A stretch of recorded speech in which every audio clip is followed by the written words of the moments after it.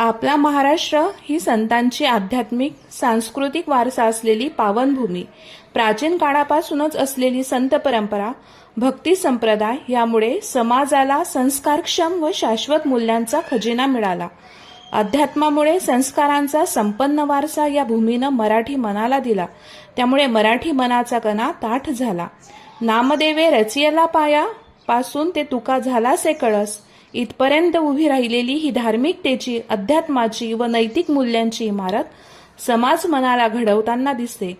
प्रपंच करताना, ऐहिक सुख उपभोगताना अध्यात्माची शिदोरी माणसाला वेळोवेळी वाटेत येणाऱ्या अडचणींच्या वेळी तृप्त करते.